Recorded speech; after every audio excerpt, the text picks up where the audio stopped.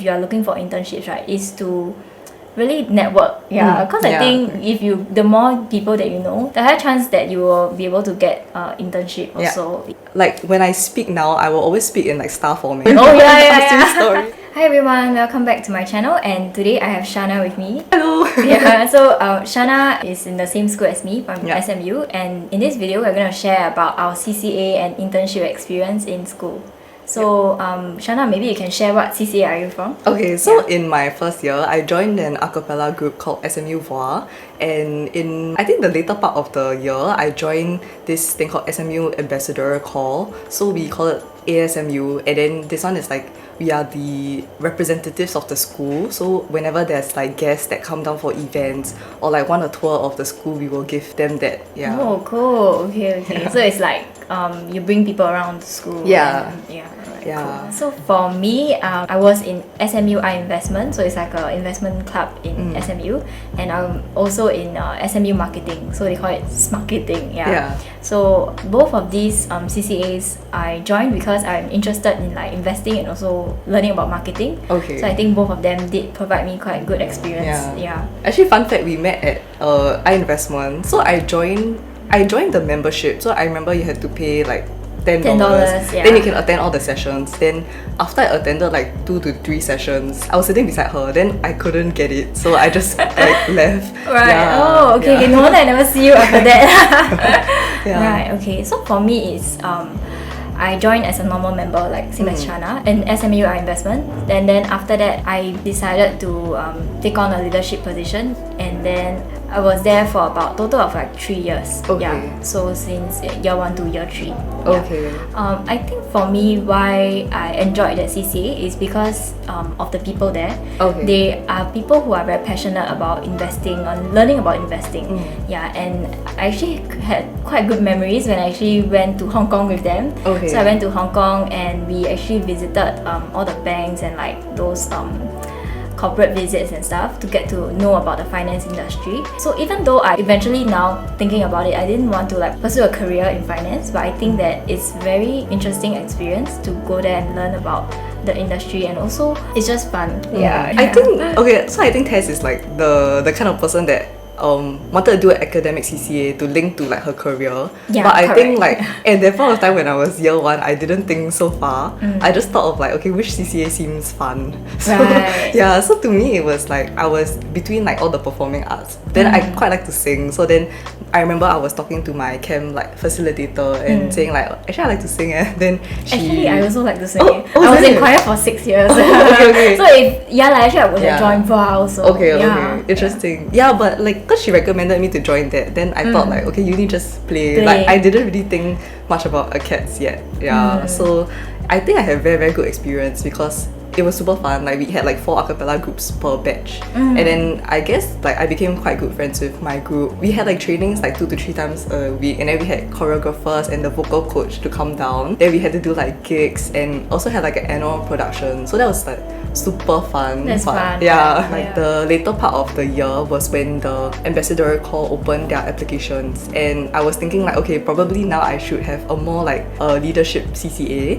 And there was a lot of public speaking because you have to talk to guests. We have this event called Parents Day where you are like the moderator or like you're the MC. So I was quite introverted when I first came to uni. Then I wanted to work on my public speaking. So I think the CCA was really good. It was very high commitment at the start. When I was juggling between like both CCAs and also like school. But now that I'm year 4 already, the commitment has like dropped a lot. For ASMU. Right. I think it's very similar to my experience also, because you mentioned about like MCing and like hosting events, right? So in SMU I Investment, I did the same thing pretty much. So I actually facilitated and also MC'd for those investment seminars. So SMU I Investment, they have like networks and relation with like people in banks.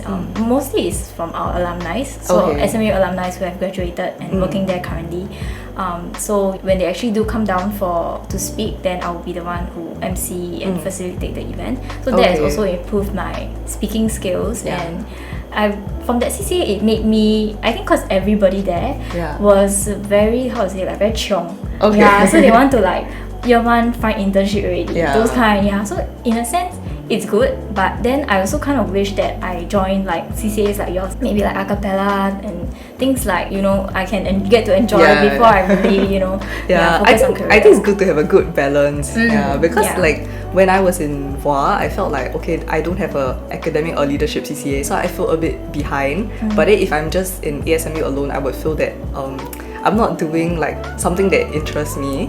Yeah, but I think for like what you said just now about the emceeing, all that, I think that is quite common to all the leadership and ACAD CCAs, like all the consulting CCAs or all the finance ones, because there's like always the alumni coming down. Then I don't know if you have like mentors or something. So at ASMU we also have mentors, and then I think it was quite helpful because you really have like someone who is checking your CV for you and like telling you how to improve on your public speaking. So that was really helpful, and I think I grew a lot in terms of like speaking to people from like year one to now. To now, right? Yeah.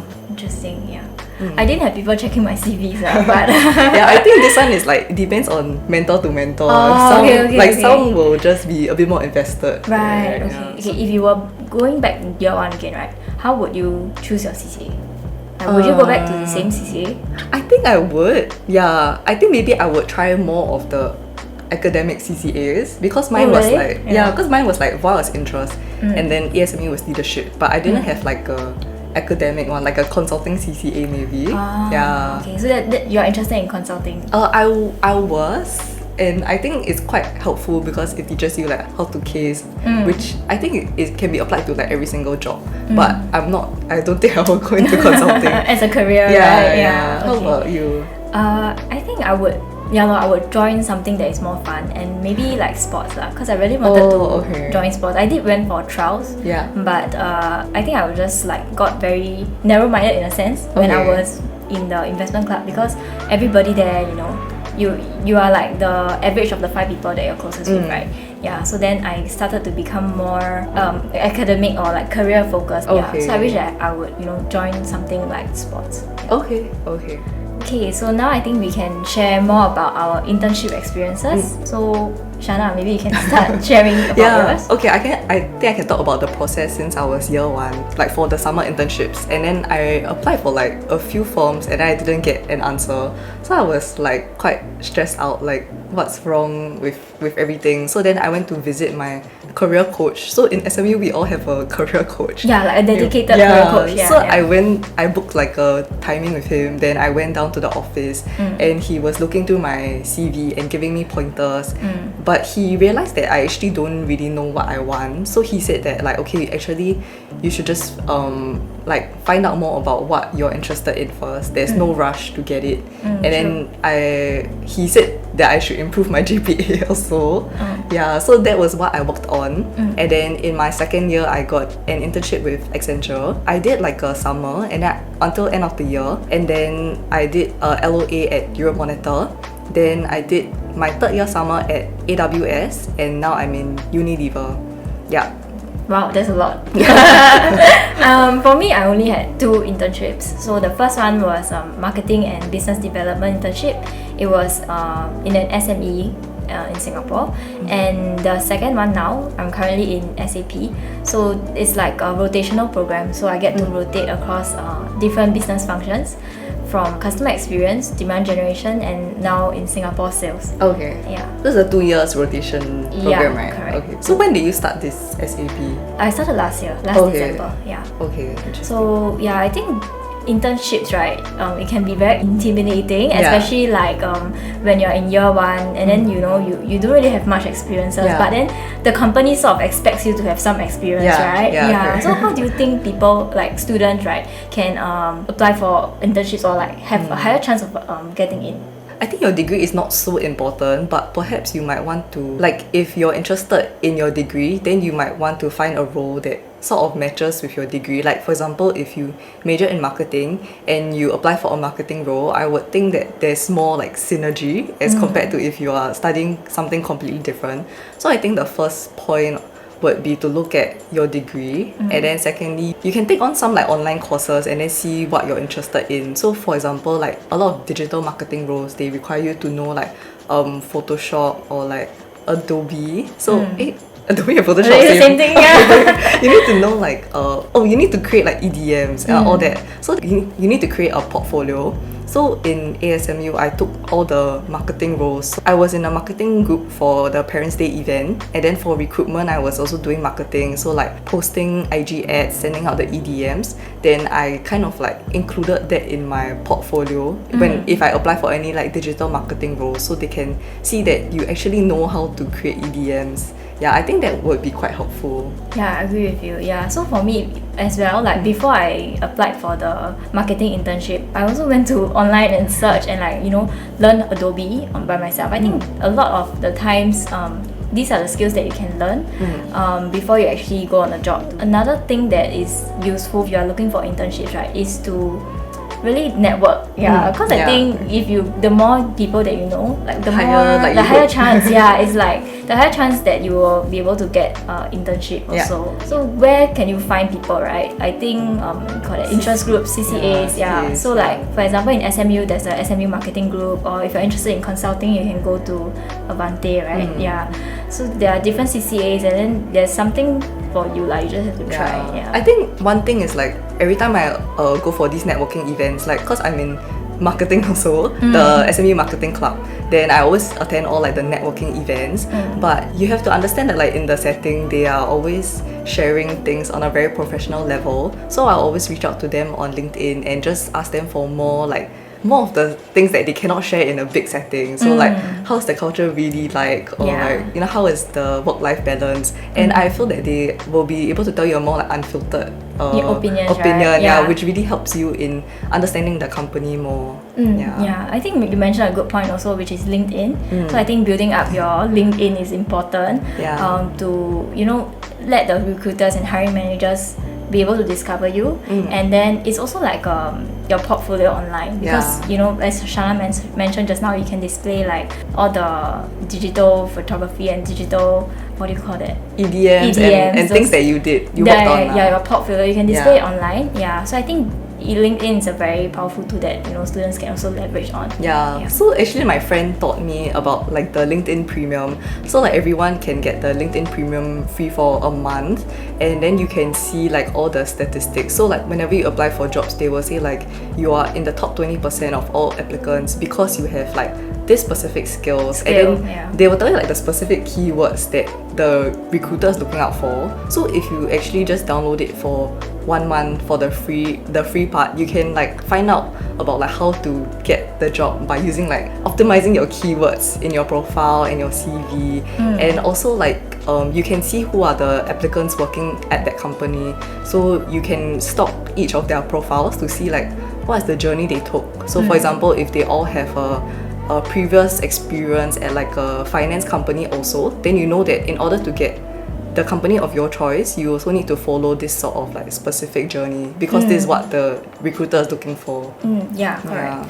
I think a very helpful thing that you can do is also to network and connect with them. Like especially if they are from the same uni as you. I think most people in general, they are more than willing to talk to you. And share their experience. I think as long as you don't come off as like cringy or like too extra, because I have like the experience also. But I think that if you're genuine on LinkedIn, then people are quite nice lah. They will still tell you like points to note. Correct. Okay, so on the topic about internships, right, maybe Shana, you can share on your process how you actually join so many companies and stuff like that. Okay, I think I just apply like mad. So I think a good number to apply would be maybe like more than 70 for each period. So like I'm quite flexible, so I was thinking like I will take an LOA if I get a good internship. So I just apply for every single period since I hit year 2. So like year 2 summer, year 2 sem 2, year 3 summer, and so on and so forth. Then whenever I get a good one, then I can just take the internship. But if not, it's okay. Also, I can just go ahead with school. I think like the common mentality I hear from people is that like why you apply so many, because it's very waste time. But I think to me it's like I keep applying because even if I go through like a few rounds and I don't get to the final round, to me it's like I still get to learn about the company and I get to improve on like my interview skills, because sometimes like the interviewers will give you feedback on how to improve. And I think I've done like so many interviews until like I like when I speak now, I will always speak in like star format. Oh yeah. Stories, I always just immediately go The to star structure, format. right? So I feel that it's actually very good practice. And whenever you go to like those super day rounds, you get to meet a lot of other people also, and you get to network with them. So even if you don't get into it, you still get to benefit a lot. Yeah, I totally agree with you. Yeah, it's similar to you, Shana, but I don't apply so many, like not like 70. But I do keep track of my internships that I apply. I saw your video you did on Notion, right? For me, I did my tracking on Google Sheets. So yeah, so it's very, sometimes you can feel a bit dejected when companies like just reject you, or they just like ghost you and stuff, right? But I think like it's a numbers game. Just try to apply as many as you can, and also network with people on LinkedIn. I think that's very powerful also, to really hear from people who are inside the company, and when they share about how they actually got into the company, you can also benefit from that as well. So I would say that it's a numbers game at the start because you have no experience. Like year 2, I applied so many, like 60, 70, I think maybe close to 80. At that point of time, I didn't track. When I hit year 3 summer, I only applied for like less than 5 firms because I already knew what I wanted. Interesting. So I think with that, we have come to the end of this video, and if you have any other further questions, you can just feel free to leave it in the comments below, and me and Shana will do our best to answer them. Thank you. Bye-bye. Thank you.